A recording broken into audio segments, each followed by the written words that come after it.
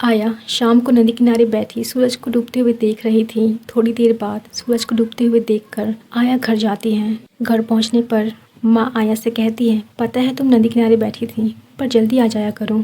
आया, हाँ माँ, पर मुझे सूरज को डूबते हुए देखना बहुत अच्छा लगता है और मैं कभी कभार ही तो जाती हूँ। माँ, चलो कोई बात नहीं। सुबह आया देखती है बाहर बड़ा शोर हो रहा था, तो वो बाहर निकलती है कि ये शोर हो क्यों रहा है। आया देखती है एक सुंदर, जो बहुत सुंदर थी, एक घोड़ा गाड़ी या एक बग्गी जो बाहर से कितना सुंदर था और शायद अंदर कोई तो था। शायद ये रानी या फिर राजकुमारी हो सकती है। वो कितनी खूबसूरत होंगी। सारे लोग जो रास्ते के किनारे पर खड़े थे उस गाड़ी को ही देख रहे थे।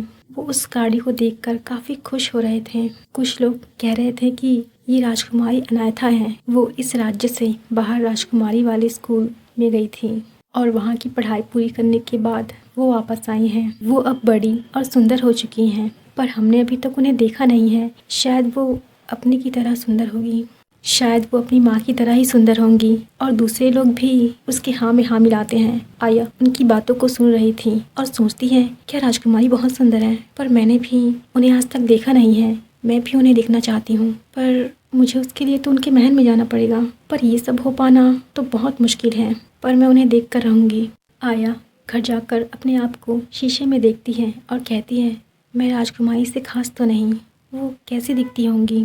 माँ उसे देखते हुए कहती है, ओह, आज इतनी गौर से देख रही है अपने आप को, कोई पसंद आ गया है क्या।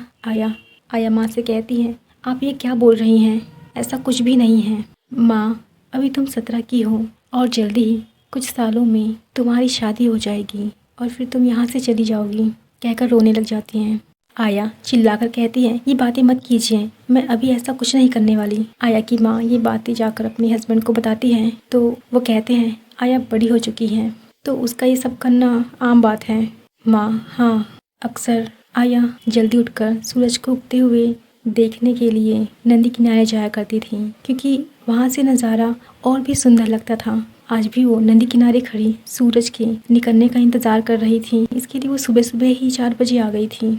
जब आया नदी के पास आई थी तो उस समय अंधेरा था। तभी वो कुछ आवाज़ सुनती है जो काफ़ी तेज हो रही थी। वो देखती है कोई तो है जो पूरी तरह से ढकी हुई है, उसकी तरफ ही आ रही है। उसे देखकर आया पास ही में पेड़ के पीछे छिप जाती है। वो देखती है वो जो भी है उस नदी किनारे जाती है। थोड़ी देर उस नदी के बहते हुए पानी को देखती है। आया सोचती है, शायद ये भी मेरी तरह उगते हुए सूरज को देखने आया होगा अच्छे से। उस पानी को देख लेने के बाद वो उस पानी में कूद जाता है। आया जोर से चिल्लाती है, ये इसने क्या कर दिया। इसे पता भी है पानी आगे जाकर बहुत गहरा हो जाएगा। इसे तैरना आता तो है ना, क्या ये यहाँ तैरने आया है, वो भी इतनी सुबह। पर वो तो कुछ हलचल ही नहीं कर रहा। इसका मतलब वो तैरने नहीं आया था। अब मैं क्या करूँ मैं, पर मुझे तो तैरना आता है, कहकर वो भी नदी में कूद जाती है और तैरते तैरते उसके पास चली जाती है और उसे बचा लेती है। आया, क्या ये लड़का है या लड़की, लगती तो लड़की है। अंधेरे में कुछ साफ दिखाई नहीं दे रहा। आया उसके पेट से पानी निकालती है तो उसे पता चलता है कि वो एक लड़की है। पेट से पानी निकालने के थोड़ी देर बाद उसे होश आता है, वो लड़की थी। वो लड़की आया से दूर हटकर अपने आप को उससे छुपाने लगती है। आया कहती है, ये तुम क्या कर रही थी। शायद तुम मेरी तरह उगते हुए सूरज को देखने आई थी, पर तुम्हारा पैर फिसल गया और तुम नदी में गिर गई। वो लड़की कहती है, हाँ। तभी सूरज निकलने लगता है और रोशनी उन दोनों के चेहरे पर पड़ती है, पर उस लड़की ने अपना चेहरा छुपाया हुआ था। फिर आया उस लड़की से कहती है, तुम्हारा पैर नहीं फिसला था, तुम नदी में कूदी थी। पर क्यों। वो लड़की, तुमने मुझे बचाया इसलिए मैं तुम्हें थैंक यू नहीं कहूँगी, कहकर वहाँ से चली जाती है। आया, आखिरकार क्या वजह होगी जो इसने ऐसा किया। उधर राजकुमारी के आने की खुशी में महल में जश्न हो रहा था। महल में कुछ खास लोगों को ही बुलाया गया था। आया कहती है, काश मैं भी जा पाती, पर ये सब मेरी किस्मत में नहीं। पर कोई बात नहीं, एक दिन मैं वहाँ जाकर राजकुमारी से मिलूंगी। आया अगले दिन जंगल से सूखी लकड़ियाँ लेने के लिए जाती हैं तो उसे वही लड़की दिखती है। आया उससे बात करने की कोशिश करती है पर वो वहाँ से चली जाती है। आया कहती है, क्या ये अभी भी मुझसे गुस्सा है और मैंने अभी तक इसका पूरा चेहरा नहीं देखा है। वो लड़की वहाँ से जाते हुए सोचती है, ऐसा लगता है जैसे ये लड़की मेरा पीछा कर रही है। मैं जहाँ भी जाती हूँ ये वहीं आ जाती हैं। आया घर का सामान लेने बाहर गई थी। आते वक्त उसे उसकी 2 स्कूल फ्रेंड मिलती हैं जो उससे कहती है, आया सुनो, स्कूल ख़त्म होते ही तुम तो अब बाहर दिखती भी नहीं हो। तुम्हें पता है मेरे पेरेंट्स कल राजा के जश्न में गए थे वो जश्न काफ़ी शानदार था और सब ने चेहरे पर मास्क, शायद मुखौटा कहते हैं उसे, लगाया था। उन्होंने राजकुमारी को भी देखा। उनकी बस आंखें ही दिखाई दे रही थीं। उनकी आंखें काफ़ी खूबसूरत थीं, तो वो कितनी खूबसूरत होंगी। ओह, मुझे तो जलन हो रही है उनसे। काश उसकी जगह मैं वहाँ होती। दूसरी फ्रेंड कहती है, अब बस कर। आया कहती है, वाह, वो सब कितना शानदार हुआ होगा। फ्रेंड, हाँ सही कह रही हो तुम। शाम को आया फिर लकड़ी लेने जाती है। फिर वो उसी लड़की को देखती है। आया उसे पेड़ के पास बैठा देख आया छिप जाती है। वो लड़की अपने चेहरे से मास्क हटाने ही वाली होती है। आया उत्सुकता से पेड़ को और जोर से पकड़ने के लिए आगे बढ़ती है तो लकड़ी की सूखी डंडियां उसके पैरों के नीचे आ जाती है, जिसकी आवाज़ सुनकर वो लड़की अपना चेहरा फिर से ढक लेती है, जो कि अभी तक उसने पूरा दिखाया ही नहीं था। लड़की उस जगह पर खड़ी हो जाती है और कहती है, अगर वहाँ कोई छुपा है तो बाहर आ जाओ। आया जो पेड़ के पीछे छिपी थी बाहर निकलती है। वो लड़की, तुम, मुझे लगा ही था कि तुम होगी। आया कहती है, मैं तो यहाँ लकड़ी इकट्ठा करने आती हूँ, पर तुम यहाँ। वो लड़की, मैं यहाँ किसी वजह से भी आऊँ, तुम्हें क्या, कहकर जाने लगती है। आया उसे चिल्लाकर कहती है, क्यों ना हम बातें करें, यहाँ अब हम मिलते हैं तो अगर तुम्हें मुझसे कुछ कहना है तो कह सकती हो, शायद तुम्हें अच्छा लगे। कहते हैं कि बात करने से मन हल्का होता है। वो रुकती है। आया उसे अपना नाम बताती है, मैं आया हूँ, तुम्हारा नाम क्या है। वो लड़की, मैं प्रिंसेस हूँ। आया, क्या, तो तुम राजकुमारी हो। प्रिंसेस, नहीं, मेरा नाम है प्रिंसेस। आया, ओह अच्छा। आया प्रिंसेस की तरफ देखती है जैसे वो उससे उस दिन की बात पूछ रही हो। प्रिंसेस, तुम मुझे ऐसे क्यों देख रही हो। आया, क्या तुम मुझे उस दिन के बारे में कुछ बताना नहीं चाहती। प्रिंसेस, सब पर भरोसा करना मुश्किल है। आया, ओ ठीक है, तो रहने दो। प्रिंसेस, सुनो आया, मैं बस कुछ बातों से परेशान हूँ, इसलिए मैं नदी में कूदी थी, पर वो बात मैं तुम्हें नहीं बता सकती। आया, कोई बात नहीं, जब तुम्हारा मन करे तब बता देना, अभी तो ज़रूरी नहीं है। प्रिंसेस, क्या तुम कल यहाँ आओगी। आया, हाँ। दोनों एक साथ मुस्कुराती हैं और दोनों अपने अपने घर चले जाते हैं। अगले दिन दोनों फिर मिलते हैं। दोनों आपस में बातें करते हैं और समय का पता ही नहीं चलता। प्रिंसेस, अब हमें घर जाना चाहिए, हमारी बातों में समय का पता ही नहीं चला। आया, हाँ सही कहा, अच्छा कल मिलते हैं। आया देखती है उसकी माँ पैसे गिन रही थी। आया पूछती है, ये पैसे किस लिए हैं माँ, आपको कुछ खरीदना है। माँ, तुम आगे पढ़ना चाहती हो ना, उसके लिए है ये। आया, नहीं माँ, इसकी कोई ज़रूरत नहीं, मैंने सोचा है मैं कुछ करूँगी, पर अभी पता नहीं, और जब मेरे पास पैसे आ जाएंगे तो पढ़ लूँगी, अभी रहने दीजिए। माँ, नहीं, पहले तुम पढ़ लो, फिर जो करना है वो करना। माँ, मैंने कहा ना, आप मेरी बात मानिए। माँ कहती हैं, तुम पहले अपने पिता से बात करना। आया, ठीक है। आया के पिता घर आते हैं। वो कहते हैं कि लोग बातें कर रहे थे कि उन्हें राजकुमारी के साथ रहने के लिए एक लड़की की ज़रूरत है, इसके बदले वो उन्हें पैसे भी देंगे। आया, पैसे देंगे, क्या सच में पिताजी। पिता, हाँ। माँ आया को देखते हुए कहती है, तुम क्या सोच रही हो आया, तुम नहीं जाओगी। आया, ये तो बहुत अच्छा मौका है मेरे लिए, मेरी आगे की पढ़ाई हो जाएगी। आप क्या कहते हैं पिताजी। पिताजी, क्या सच में जाना चाहती हो, फिर वहाँ से तुम्हें हफ्ते में घर के लिए एक बार ही आना होगा, सोच लो। माँ पिता से कहते हैं, आप भी इसके हाँ में हाँ मिला रहे हैं। पिताजी कहते हैं, आया कुछ गलत तो नहीं कह रही, अगर वो अपने लिए पैसे कमाना चाहती है तो इसमें गलत क्या है। माँ, ठीक है, पर ये सब कितने दिनों के लिए चलेगा। पिता, शायद कुछ महीने या साल भर के लिए भी हो सकता है, कुछ कह नहीं सकते। और तुम इतना क्या सोचती हो, वो अभी चुनी नहीं गई है, बहुत सी लड़कियां जाएंगी वहाँ, ये तो राजकुमारी के ऊपर है कि वो किस लड़की को चुनती है। वो दिन जब गांव की बहुत सारी लड़कियां महल में गई, सभी लड़कियां महल में जाकर इकट्ठा हो गई। फिर वहाँ महल की मेड आती हैं जो कहती हैं, क्या तुम्हें खाना बनाना आता है, डांस करना आता है, गाना गाना, कैसे रहना, कैसे बातें करना। वो जो लड़कियों को आती हैं वो सारी बातें पूछती हैं और करके दिखाने को कहती हैं। और ये सब होने के बाद सिर्फ एक लड़की चुनी जाती है जो राजकुमारी के साथ हमेशा रहेगी, और वो आया थी। आया अपना नाम सुनकर बहुत खुश होती है। ये बात बताने के लिए आया अपने घर आती है। माँ कहती है, हाँ तुम नहीं चुनी गई हो ना आया। आया, नहीं माँ, मैं चुनी गई। माँ, क्या, मैं सोच रही थी तुम नहीं चुनी जाओगी। आया, मैं वहाँ हमेशा नहीं रहने वाली माँ। माँ, क्या तुमने राजकुमारी को देखा। आया, नहीं, मतलब वो आई थी सबको वहाँ आने के लिए धन्यवाद कहने के लिए, उन्होंने जितनी लड़की आई थी सबको तोहफे दिए और मुझे भी। ये ब्रेसलेट कितना सुंदर है। उनका चेहरा छिपा हुआ था एक मखमली कपड़े में, उनकी सिर्फ 2 नीली आंखें ही दिखाई दे रही थी। वो 2 आंखें बहुत सुंदर हैं जिसने मुझे देखने से पहले 2 बार पलकें झपकाई, पर ऐसा लगता है जैसे वो 2 आंखें मैंने और कहीं देखा है। माँ बस बस, कितनी तारीफ करोगी। माँ आया की तरफ देखकर कहती है, कोई कितना भी सुंदर क्यों ना हो, पर तुम मेरे लिए सबसे सुंदर हो। आया इस पर खुश होकर माँ को गले लगा लेती है। आज माँ ने आया के लिए उसकी मनपसंद चीज़ें बनाई थी, क्योंकि आया कल सुबह यहाँ से जाने वाली थी। अगली सुबह सबको बाय कह के महल की ओर निकल पड़ती है। आया महल में पहुँचती है तो एक मेड आया को राजकुमारी के कमरे में ले जाती है। आया जब वहाँ पहुँचती है तो राजकुमारी खिड़की की तरफ मुँह करके खड़ी थी। आया, राजकुमारी जी। राजकुमारी कहती है, मैं खुश हूँ कि तुम चुनी गई। आया, धन्यवाद राजकुमारी जी। राजकुमारी, तुम्हें पता तो होगा अब से तुम मेरे साथ ही रहोगी। मैं कहूँगी तभी तुम अपने घर वापस जा पाओगी। आया, जी। राजकुमारी, राजकुमारी, मैं जहाँ जाऊँगी मेरे साथ ही जाना होगा तुम्हें। आया, जी राजकुमारी। राजकुमारी, तुम्हारा नाम क्या है? मैंने तुम्हारे बारे में पढ़ा है पर मैं भूल गई। मेरा नाम आया है राजकुमारी जी। राजकुमारी, आया, हाँ। आया, तुम अब से मुझे मेरे नाम से ही बुलाना। आया, पर राजकुमारी, अनायथा मेरा नाम है। कैसा है? आया, बहुत अच्छा है। आया फिर से अनायथा को राजकुमारी जी कहती है। इस पर अनायथा आया को घूर कर देखती है तो आया उसे अनायथा कहती है। अनायथा आया से कहती है, अभी तुम जाओ। बाहर मेड होती है जो आया को अपने साथ ले जाती है और उसे उसका कमरा दिखाती है, उसे कपड़े देती है और कहती है, आज से तुम यही कपड़े पहनना। आया, जी।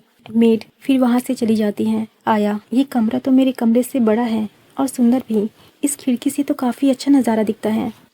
चलो सो जाते हैं, कल देखते हैं क्या होता है। सुबह आया जल्दी उठ जाती है और नहाकर तैयार हो जाती है। फिर मेड उसे बुलाती है और उसे अनाथा के पास जाने के लिए कहती है। आया मेड से पूछती है, क्या उसे और भी काम करने पड़ेंगे? मेड, नहीं, तुम्हें सिर्फ और सिर्फ राजकुमारी के पास ही रहना है और कुछ नहीं करना। आया इस पर हाँ कहती है। आया जब अनाथा के पास जाती है तो कमरे में काफ़ी अंधेरा था। आया कहती है, यहाँ तो काफ़ी अंधेरा है। फिर उसकी आवाज़ सुनकर अनाथा कहती है, हाँ, मुझे अंधेरा पसंद है।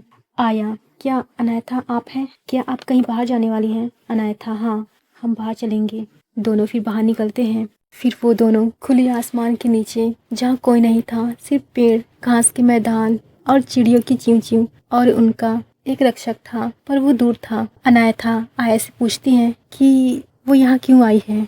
आया कहती है, मुझे आगे की पढ़ाई के लिए पैसों की ज़रूरत थी, इसलिए मैं यहाँ आई। अनायथा, सिर्फ इसलिए? आया, नहीं, और भी वजह है। अनायथा, क्या? इस पर आया चुप रहती है। अनायथा कहती है, क्या नहीं बताना चाहती? अच्छा, ये बताओ तुम्हारे घर में कौन कौन है? आया, मैं, मेरे माता पिता, हम बस 3 ही हैं। दादी दादाजी अब नहीं हैं। और हाँ, मैं आपको देखना चाहती थी। आपको पता है, आप एक मिस्ट्री बनी है सब में। सब आपको देखना चाहते हैं कि आप कैसी दिखती हैं। अनायथा इस पर गुस्सा हो जाती है और कहती है, छोड़ो इन बातों को, चलो चलते हैं यहाँ से। आया, लगता है अनायथा को मेरी बात पसंद नहीं आई। आया अपने बिस्तर पर सोई हुई उस दिन के बारे में सोचती है जब वो प्रिंसेस से मिली थी और इससे कहती है, शायद मैं अब से तुमसे बहुत दिनों बाद मिलूं। प्रिंसेस, पर क्यों? कहीं जा रही हो? आया, हाँ, उस महल में। अभी मुझे नहीं पता क्या करना है, पर आऊंगी तो तुमसे फिर मिलूंगी। प्रिंसेस, हाँ, मैं तुम्हारा इंतजार करूंगी। यह आया फिर सोचती है, क्या प्रिंसेस अभी भी वहाँ आती होगी। अब अनायथा और आया दोनों एक गांव में जा रहे होते हैं। आया कहती है, हमें यहाँ कोई काम है अनायथा? अनायथा हाँ कहती है, गांव के लोग कैसे रहते हैं ये देखने आई थी। हम यहाँ 2 दिन रहेंगे बिना किसी को पता चले कि हम कौन हैं। अनायथा फिर कहती है, वैसे भी आज तक मुझे किसी ने नहीं देखा है और ना ही ऐसा कभी होगा। आया अनायथा की तरफ देखती है। अनायथा ये क्या कह रही हैं? फिर दोनों गांव के एक घर में जाते हैं जहाँ कोई नहीं था। आया अनायथा से कहती है, ये कितना प्यारा है, यहाँ सब कुछ है, मैंने सब जगह देखा है। अनायथा, तुम सब जगह देखकर भी आ गई? आया, हाँ। अनायथा, चलो कुछ खाने के सामान के लिए चलते हैं। अनायथा आया से कहती है, तुम्हें खाना बनाना तो आता है ना? आया, हाँ। अनायथा, चलो अच्छा है, हमें 3 लोगों के लिए खाना बनाना है। आया, 3 लोगों के लिए? अनायथा, हाँ, मैं, तुम और वो देखो हमारा रक्षक, उसके लिए। आया, क्या? हैरान होकर कहती है, बॉडीगार्ड हमारे साथ है? कब से? मुझे लगा हम दोनों ही यहाँ आए हैं।